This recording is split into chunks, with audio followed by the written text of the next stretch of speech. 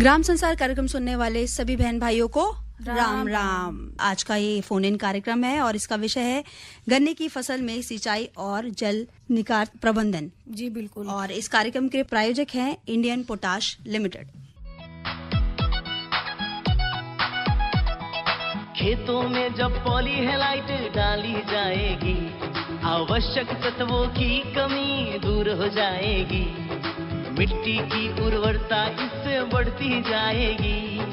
IPL की पॉलीहेलाइट, IPL की पॉलीहेलाइट फसलों की जड़ और भी गहरी होती जाएगी, मजबूती के कारण फसलें गिर नहीं पाएगी, फसलों की उत्पादकता को खूब बढ़ाएगी, किसान भाइयों के जीवन में खुशियां आएगी।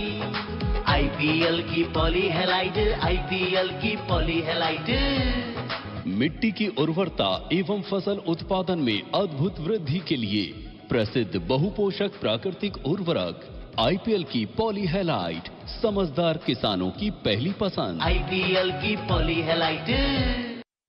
तो शीतल बहन, ये प्रायोजित कार्यक्रम है गन्ने की कृषि पाठशाला और आज का विषय है गन्ने की फसल में सिंचाई और जल निकास प्रबंधन। और विशेषज्ञ हैं डॉक्टर उपेंद्र सिंह तेवतिया, मुख्य प्रबंधक हैं कृषि विज्ञान इंडियन पोटाश लिमिटेड नई दिल्ली से। और दूसरे हमारे विशेषज्ञ हैं डॉक्टर एस.के. पाठक, वैज्ञानिक हैं गन्ना अनुसंधान शाहजहांपुर उत्तर प्रदेश से। कार्यक्रम का संचालन कर रहे हैं शिवनंदन लाल। तो आइए चलते हैं और कार्यक्रम को शुरू करते हैं। डॉक्टर उपेंद्र सिंह तेवतिया जी और डॉक्टर एस.के. पाठक जी दोनों का आज के कार्यक्रम में स्वागत है। धन्यवाद। जिस तरीके से हमारे साथियों ने बताया कि आज का जो विषय है गन्ना की फसल में सिंचाई और जल निकास प्रबंधन, तो सबसे ज्यादा बात करेंगे इस समय गन्ने की सिंचाई पर, क्योंकि गर्मी का मौसम है जी। और दूसरे की गन्ना एक ऐसी फसल है कम से कम 1 साल लेती है और 1 साल में गन्ने को कितना पानी की जरूरत पड़ती है, कब कब जरूरत पड़ती है और उसकी क्रांतिक अवस्थाएं क्या होती हैं कि किसान भाई उसको किस तरीके से सिंचाई करे जिससे उसको अधिक उसमें किल्ले निकले, उत्पादन अधिक मिले, चीनी का पड़ता अच्छा बैठे, किसानों को अच्छा लाभ मिले। डॉक्टर पाठक जी, आपसे सबसे पहले जानना चाहूँगा कि जो गन्ना है उसमें सिंचाई का क्या महत्व है? जी देखिए, जैसा कि आपने बताया कि गन्ना जो फसल है वो लगभग 12-13 महीने की फसल है, एक लंबी अवधि की फसल है और गन्ने को बुआई से लेकर के और कटाई तक पूरी फसल अवधि में लगभग 1500 से लेकर 1700 मिलीमीटर पानी की आवश्यकता होती है जी।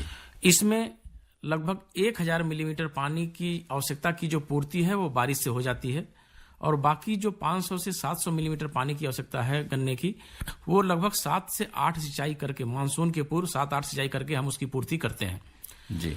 इस समय अगर हम बात करें तो किसान भाइयों को जो सिंचाई के महत्व की बात करें तो गन्ने का इसमें फॉर्मेटिव स्टेज चल रहा है, गन्ने की निर्माण अवस्था चल रही है। इस तरीके से किसान भाई इसको समझ सकते हैं।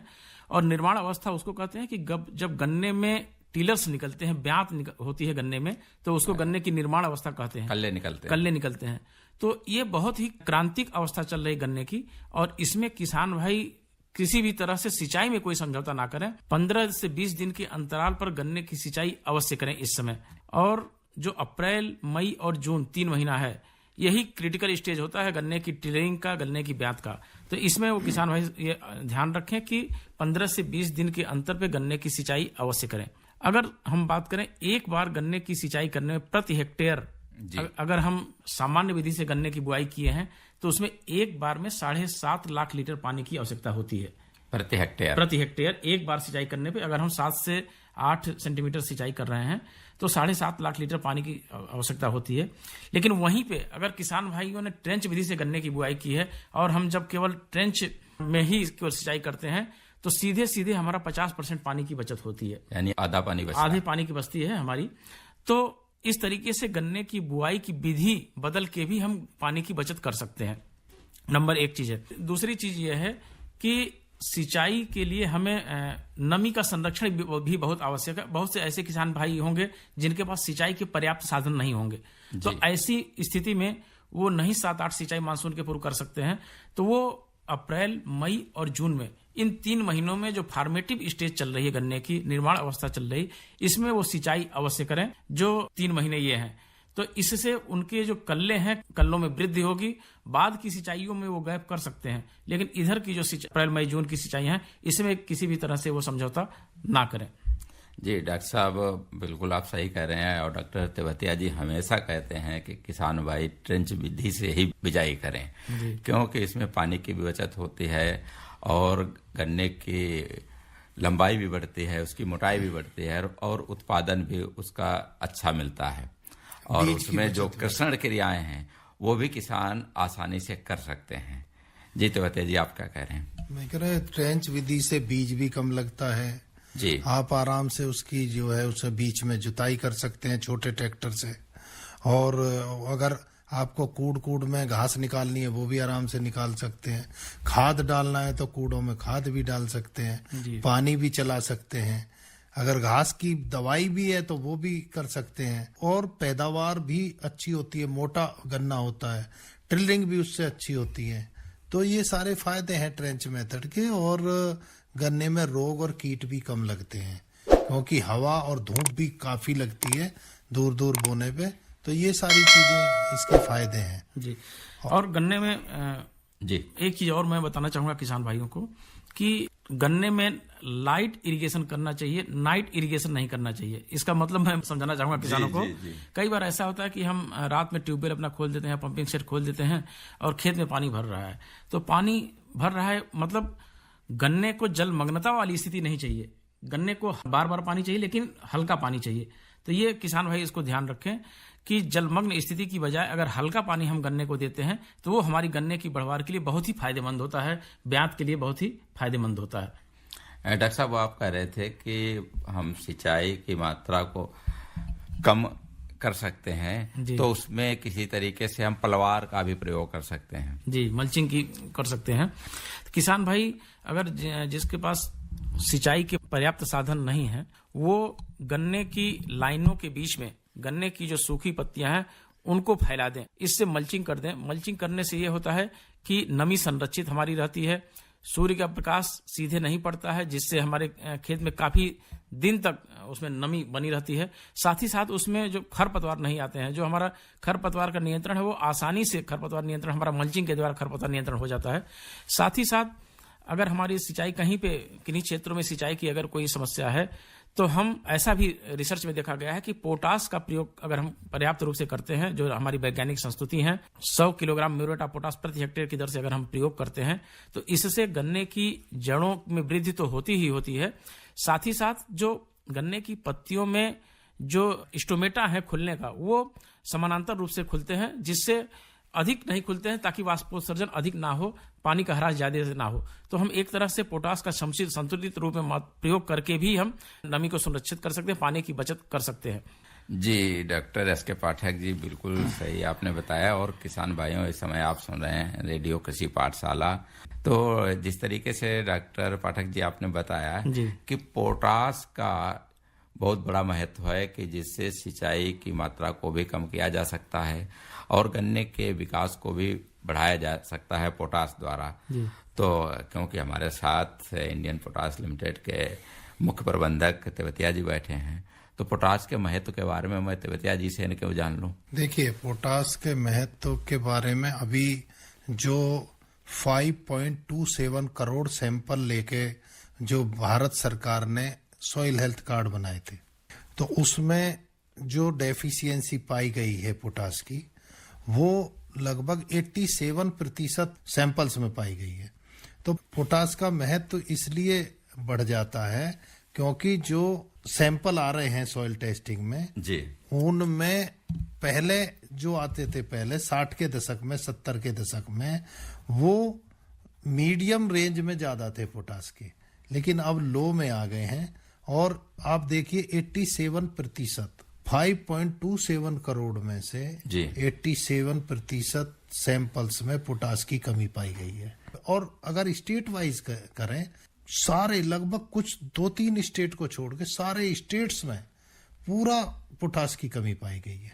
जी। तो पहले जो ये भ्रम था कि जमीन में कुछ पंजाब हरियाणा की जमीनों में पोटास की कमी नहीं है, अब वो कमी आ चुकी है उसका। और पोटास का महत्व आपने कहा, पोटास जब हम किसी, ना कि शुगर केन में तो है ही, उसका जो बीमारियां कीट वो कम लगते हैं, पौधे को सख्त बनाता है, पौधे को लॉजिंग, जो गिर जाता है पौधा उसको गिरने नहीं देता है, बैलेंस्ड वृद्धि होती है उसकी, ऐसा नहीं कि मोटाई कम हो और लंबाई ज्यादा हो जाए गिर जाए।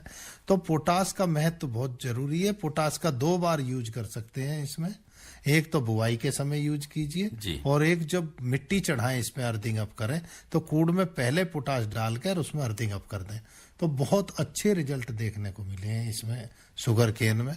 दूसरा में सिंचाई पर ये प्रोग्राम है। जी बिल्कुल। तो गर्मियों के समय में विशेषकर मैं किसान भाइयों को ये बताना चाहूंगा कि पहले से ही एक प्रैक्टिस रही है फावड़े से खोदने की या अब निराई गुड़ाई करने की। तो जब हम छोटे छोटे थे हमारे पिताजी भी खुदाई करवाते थे इन दिनों में, और फिर खुदाई करके या निराई करके उसको छोड़ने से क्या होता है कि एक तरफ तो मॉइस्चर कंजर्व रहती है जमीन में जी, उसको जल्दी जल्दी पानी देने की जरूरत नहीं है, नीचे नमी बनी रहती है।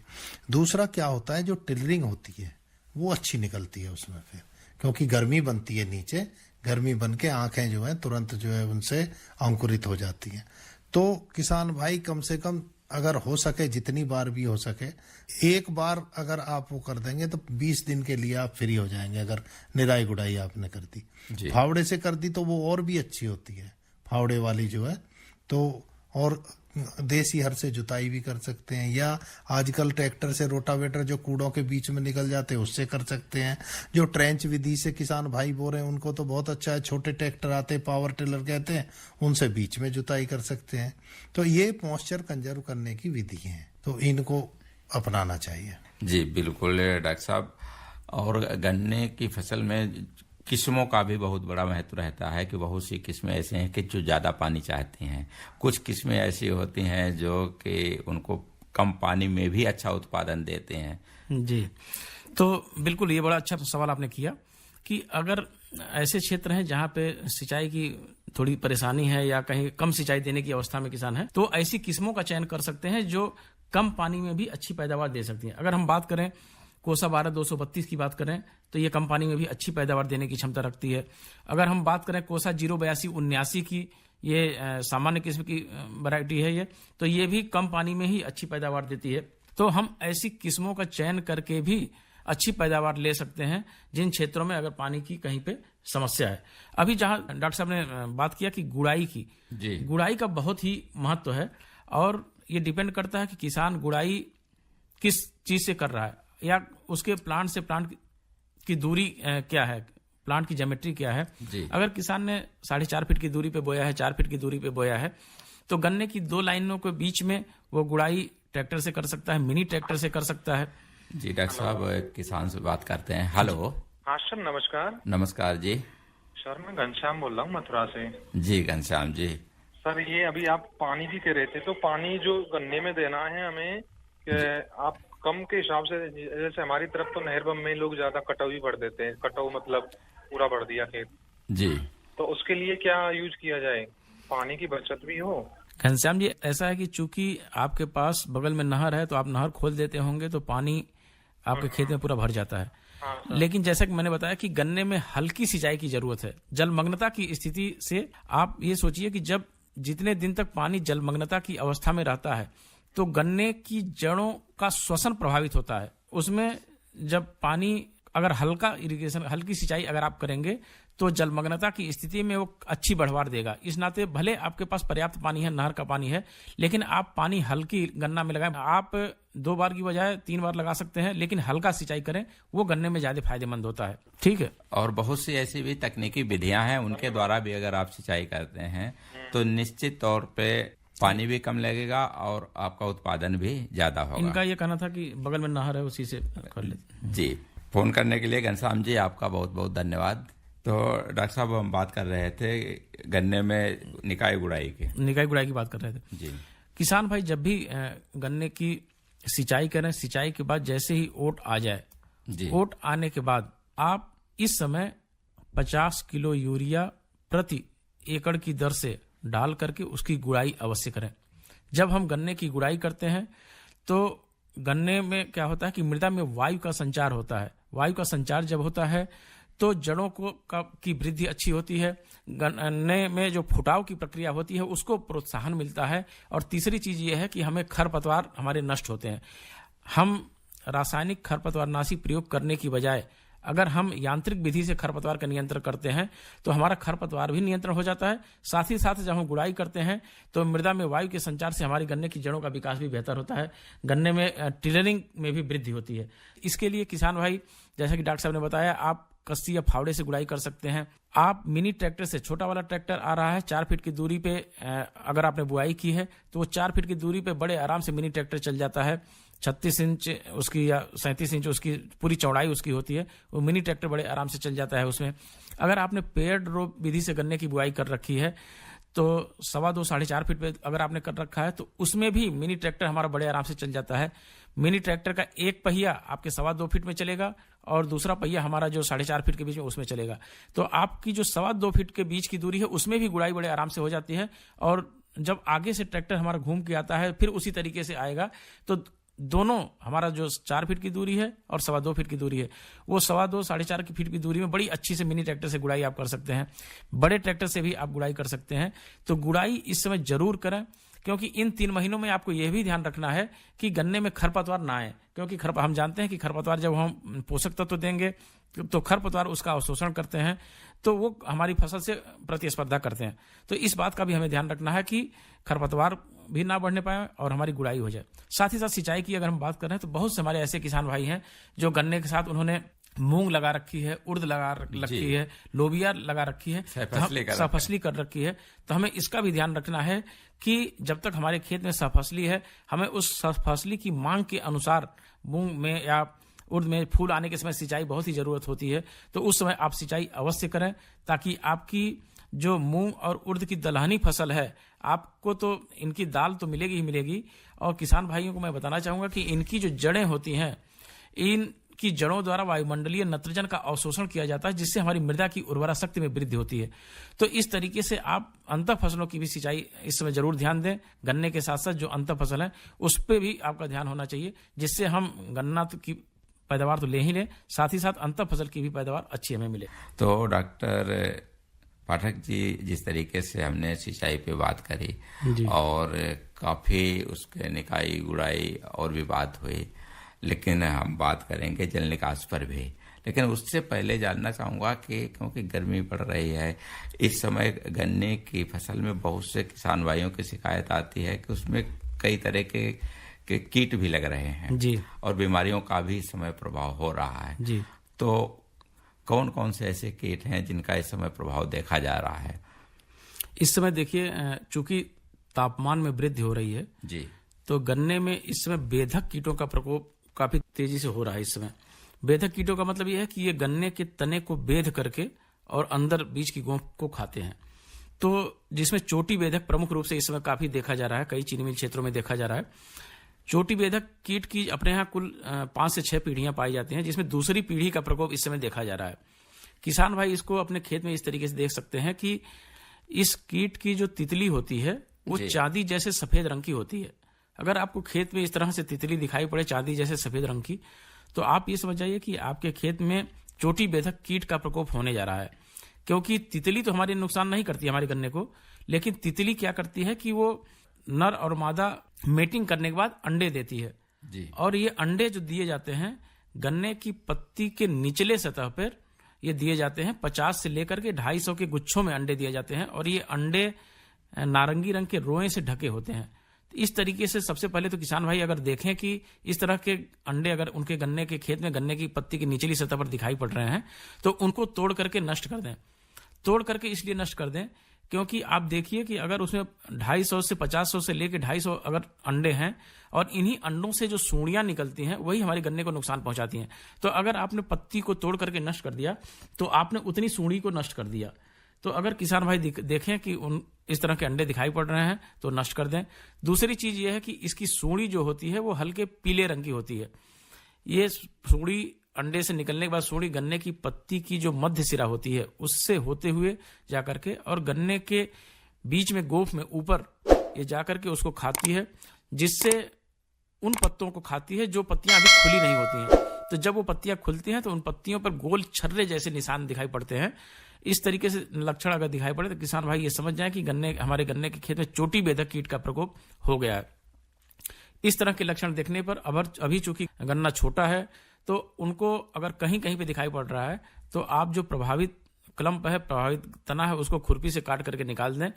तो उससे क्या होगा कि आपकी सूंडी सहित और प्यूपा सहित तो नष्ट हो जाएगा और उसमें जो आप काट दिए हैं उसमें से टिलिंग तुरंत हो जाएगी। अगर इसकी संख्या ज्यादा दिखाई पड़ रही है तो इसके लिए आप रासायनिक नियंत्रण कर सकते हैं। रासायनिक नियंत्रण में है क्लोरेंट्रेनिलीप्रोल, ये है 18.5 SC का, जो बाजार में विभिन्न ट्रेड नामों से मिलता है। तो उसको आप ले सकते हैं और उसकी 150 ml मात्रा को 400 लीटर पानी में घोल बना करके और प्रति एकड़ की दर से सूखे खेत में गन्ने की लाइनों में जड़ों के पास ड्रेंचिंग कर दें और ड्रेंचिंग करने के बाद उसके 24 घंटे के अंदर उसकी सिंचाई कर दें। जी डॉक्टर साहब, बिल्कुल बात आपसे जारी रखेंगे, लेकिन एक किसान भाई का फोन लेते हैं। हेलो। नमस्कार सर। नमस्कार जी। सर मैं आवेश सिंह बोल रहा था सर। डॉक्टर साहब को नमस्कार सर। हाँ, कहाँ से बोल रहे हैं? मैं हरियाणा रेवाड़ी डिस्ट्रिक्ट सर। जी, क्या सवाल है आपका? आप डॉक्टर साहब सवाल से तो पूछिए। ये था सर, जमीन में जैसे मैं मिट्टी चेक करवा रहा सर, जी तो उसमें पीएच दिखा 7.7 जी और कार्बन ऊर्जा दिखाई उसमें 2.5, जी जैसे माने 0.25 है सर। तो वो डॉक्टर साहब बता दे भाई कम है, तो इसको बढ़ाने के लिए मतलब कुछ हो सकता है सर?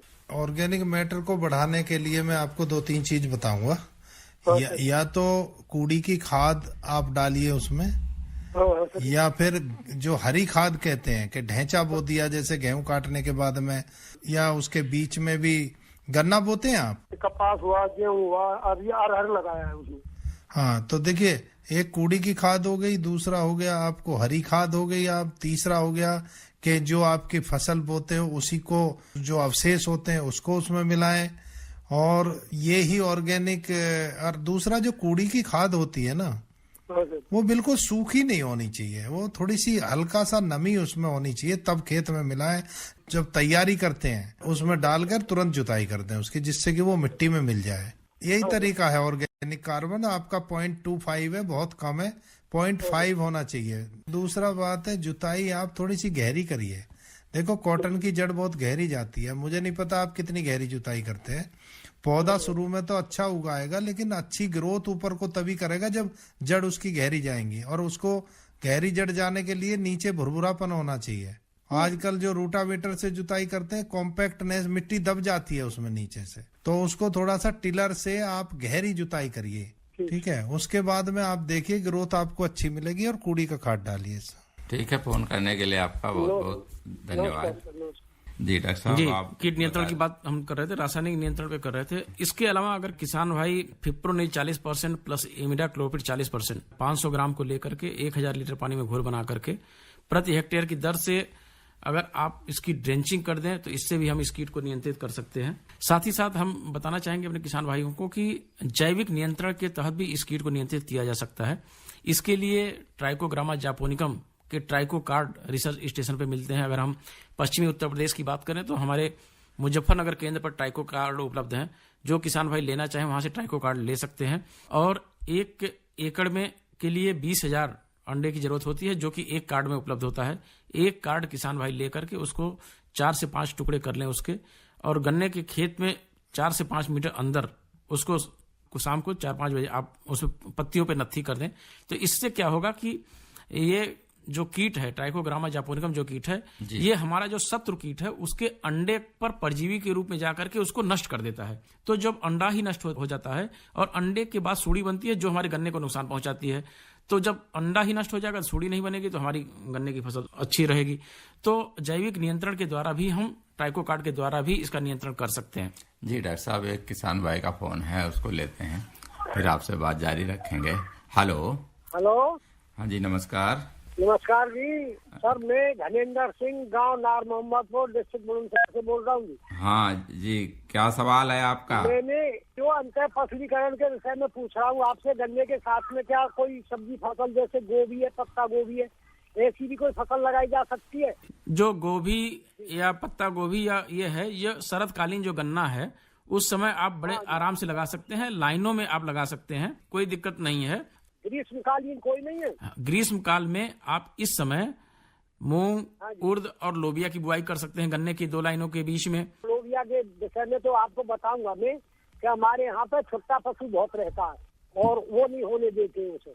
आप मिट्टी की उर्वरता बढ़ाने के लिए इस समय, चाहे अगर आपने पेड़ी आपके पास हो या पौधा गन्ना हो, ढैंचा की बुआई करके आप मिट्टी में कार्बनिक पदार्थ की वृद्धि कर सकते हैं। ढैंचा की बुआई का बहुत अच्छा समय चल रहा है इस समय। आप चाहे पेड़ी, ये गन्ना के साथ में बोया जा सकता है बड़े आराम से, बहुत से किसान हमारे कर रहे हैं।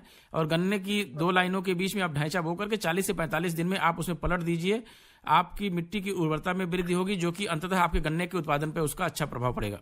मैंने आज ही देखा है, गोभी की फसल खड़ी और गन्ना भी बहुत अच्छा खड़ा उसका, किसान के खेत में देखा मैंने। गन्ने के साथ गोभी।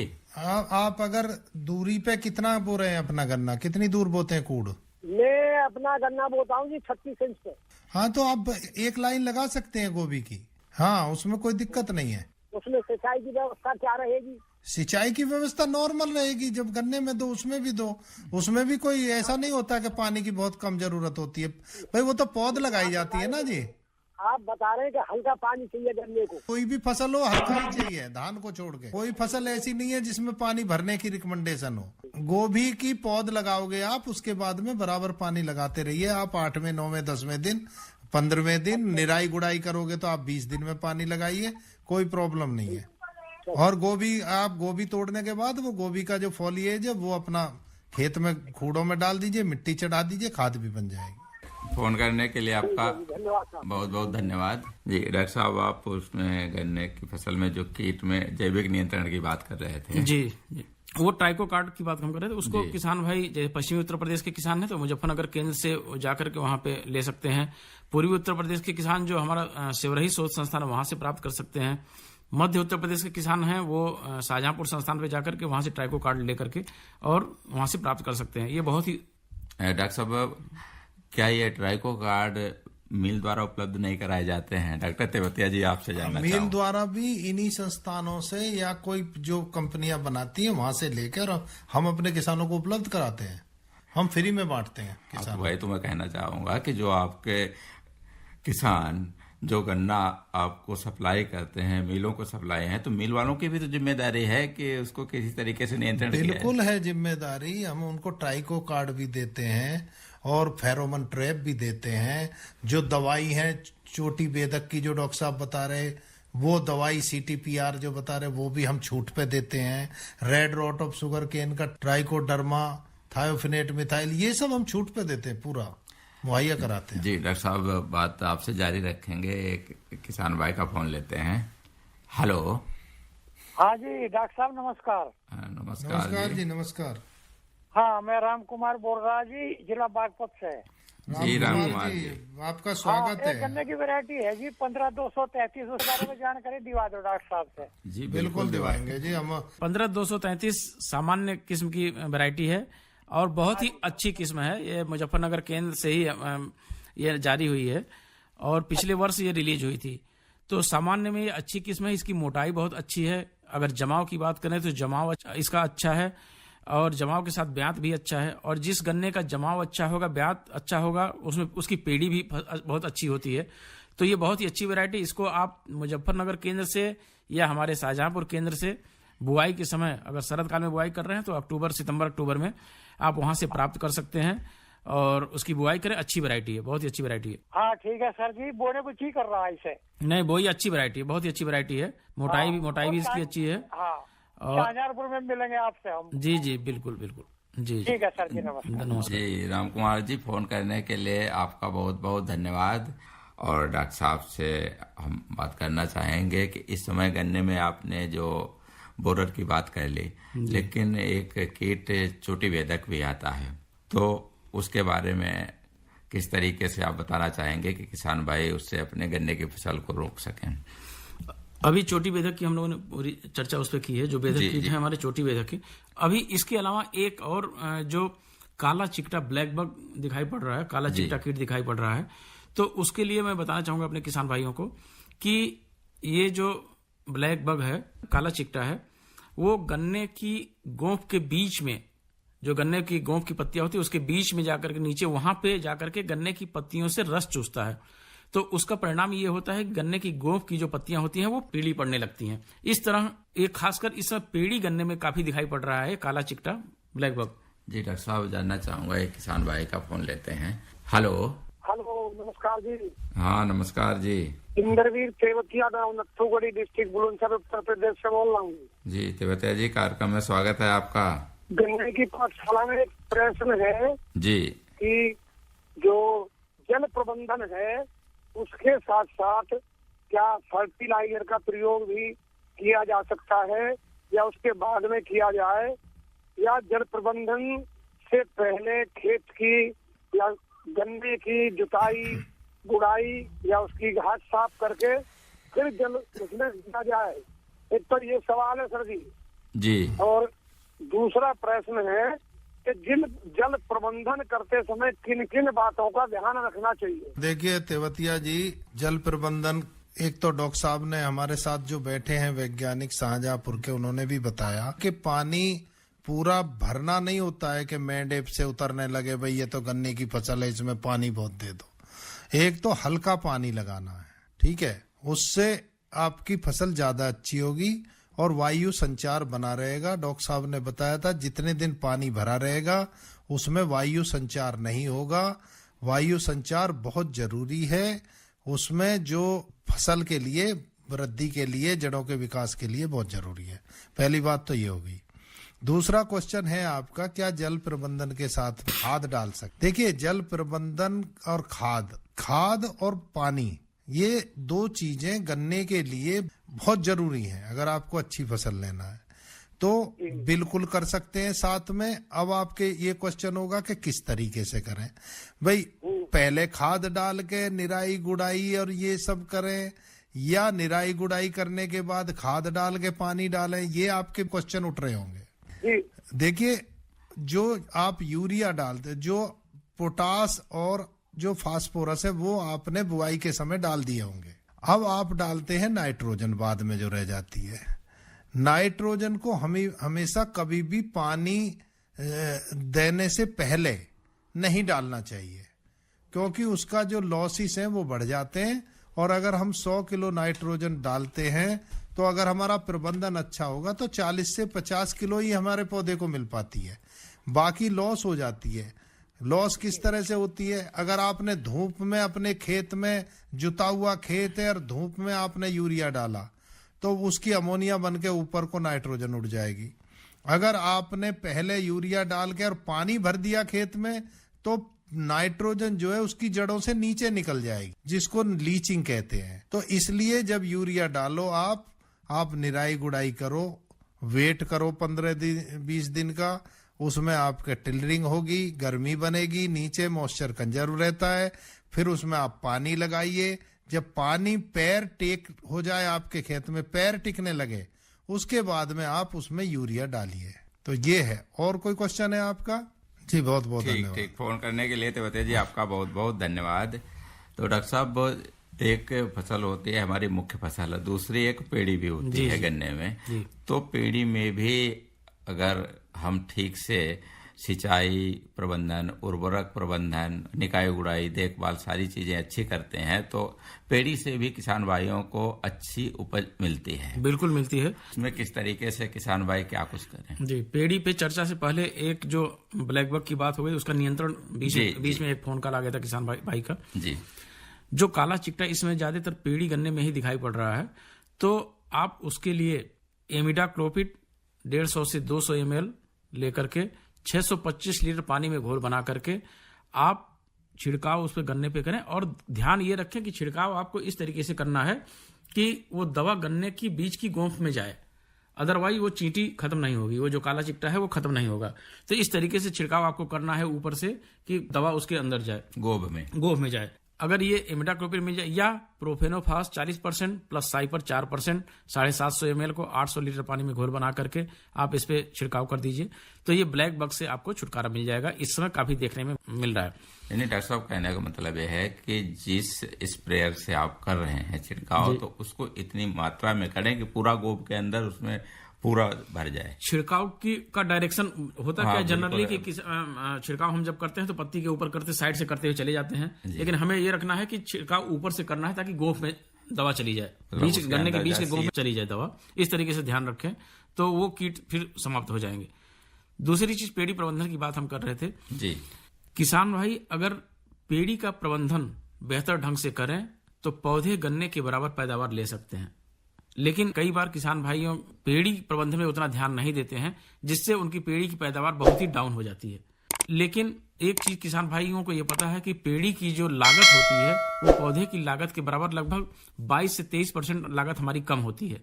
22 से 23% कम लागत में हम पौधे की उत्पादन के बराबर पेड़ी से पैदावार प्राप्त कर सकते हैं, छोटा सा ध्यान दे करके। जब हम पौधे गन्ने की कटाई करें तो कटाई जमीन की सतह से करें। इसके लिए उनको ये करना है कि गन्ने की जो सूखी पत्तियां हैं, अब तो मल्चर भी आ गए हैं, गन्ने की सूखी पत्तियों को पूरे खेत में बराबर फैला दें, 7-8 सेंटीमीटर मोटाई से ज्यादा मोटाई ना हो जी।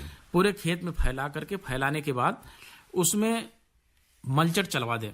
मल्चर चलवाने से 2 फायदे होते हैं। एक तो यह है कि जो गन्ने की पत्तियां छोटी छोटी टुकड़ों में हो जाती हैं श्रेडर चलने से, और जो हमारी पौधे गन्ने की जो ठूंठ है वो ठूंठ कट करके जमीन की सतह के बराबर हो जाती है, जिससे उसमें फुटाव बेहतर होता है। तीसरी चीज ये है कि जब गन्ने की पत्तियां छोटे छोटे टुकड़े में हो जाती हैं तो सिंचाई करने के बाद वो सड़ जाती हैं, और सड़ने के बाद ऑर्गेनिक मैटर में हमारे फसल में वृद्धि होती है। ये करने के बाद जी डॉक्टर साहब फोन कॉल, एक किसान भाई का फोन है, उसको लेते हैं। हेलो सर नमस्कार। नमस्कार जी। सर मैं सुमेर बोल रहा हूँ, महेंद्रगढ़ हरियाणा। जी सुमेर जी, क्या सवाल है आपका?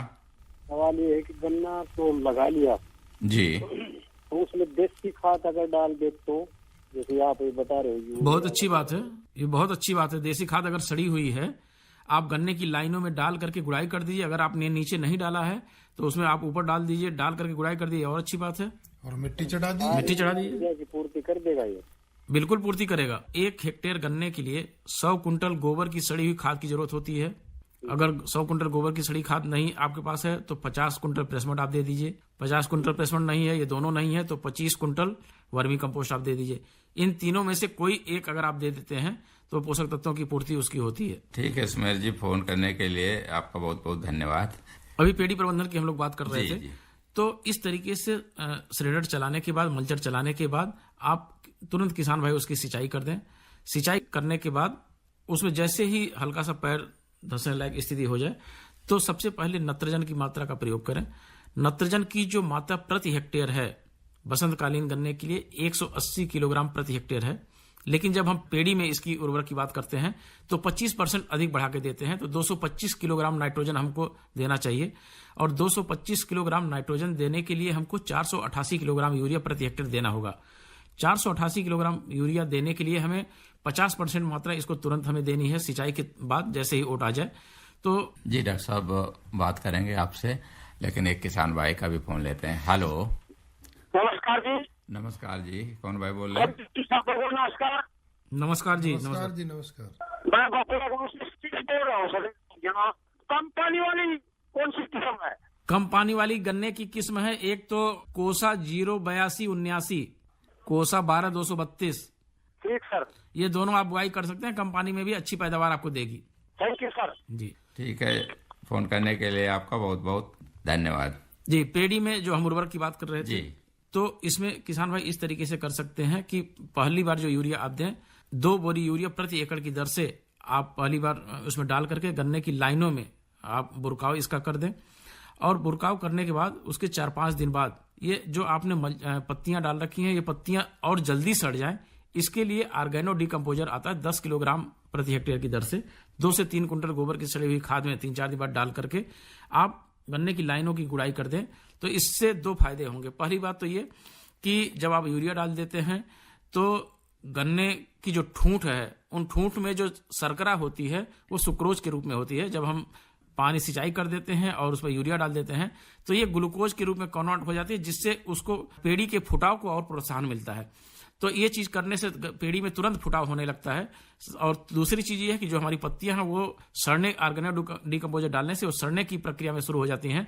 तो ये दोनों फायदे हमारे पेड़ी को मिलते हैं। साथ ही साथ एक चीज मैं किसान भाइयों को बताना चाहूंगा कि पेड़ी में फास्फेटिक और पोटेशिक उर्वरकों का भी प्रयोग अवश्य करें।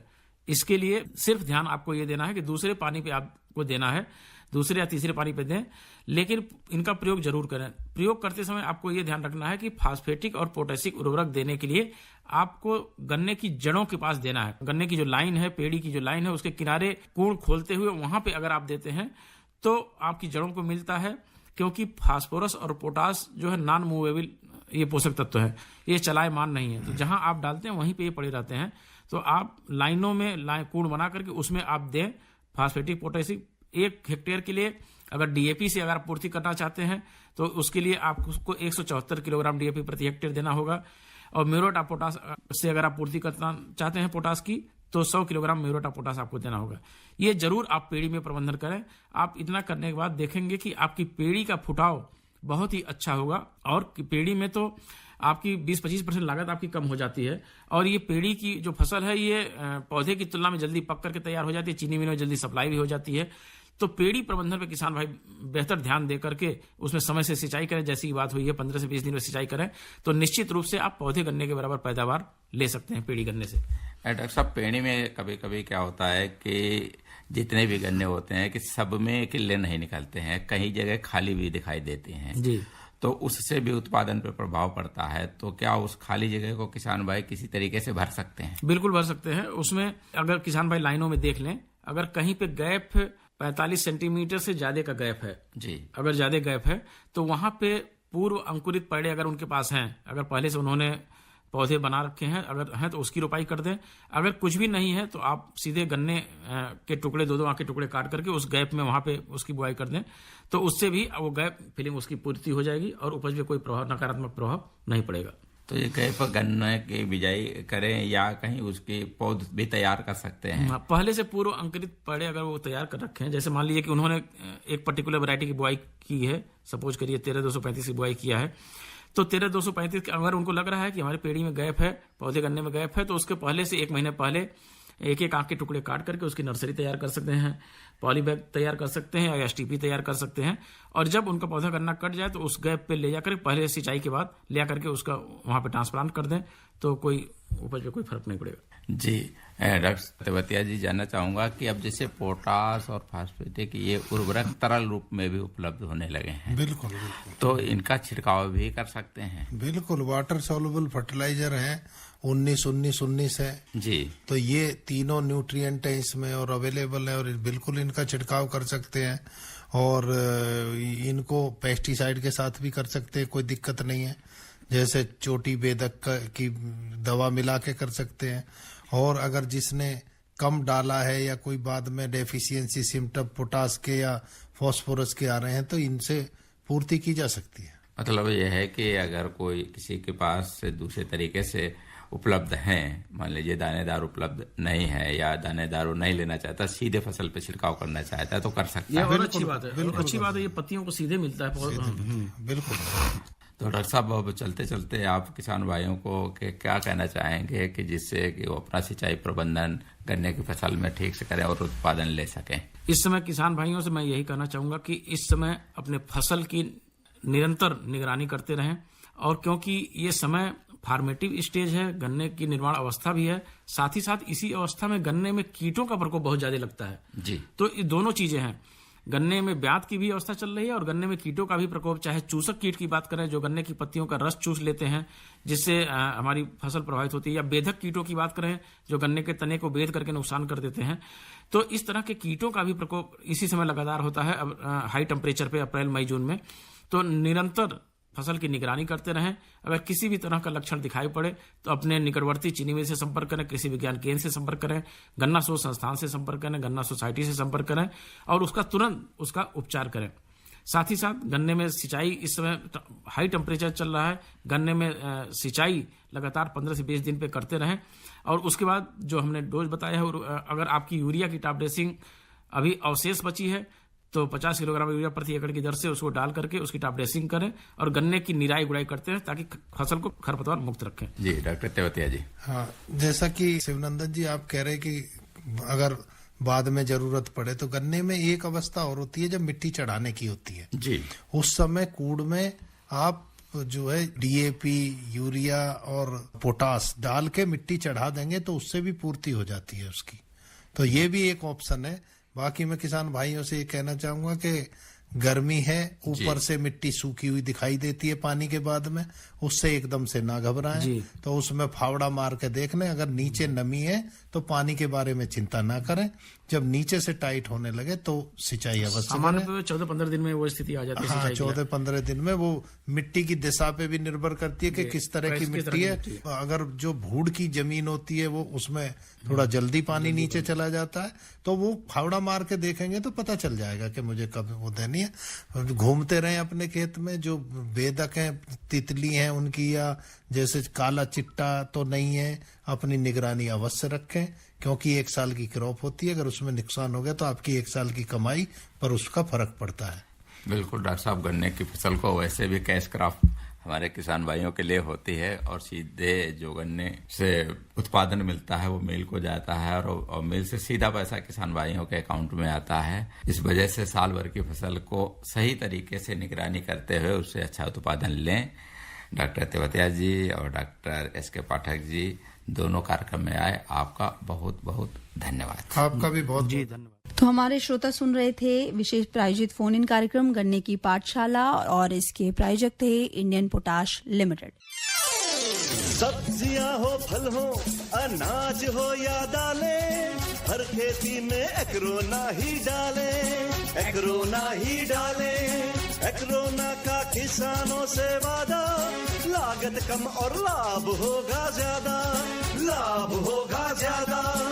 खेतों में डालो बेधड़क एक्रोना NPK 16 उर्वरक, पहले इस्तेमाल करो फिर विश्वास करो।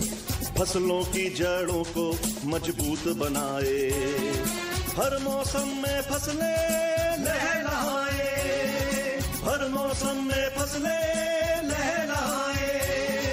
खेती के लिए बहु पोषक उर्वरक, IPL का एक्रोना NPK 16 उर्वरक। रबी हो या खरीफ, हर प्रकार की फसल के लिए वरदान 16 उर्वरक, पहले इस्तेमाल करो फिर विश्वास करो। तो श्रोताओं, हमारा आज का कृषि जगत कार्यक्रम यही समाप्त होता है। कार्यक्रम के प्रस्तुतकर्ता थे शिवनंदन लाल। कार्यक्रम सुनने वाले सभी किसान बहन भाइयों को राम राम।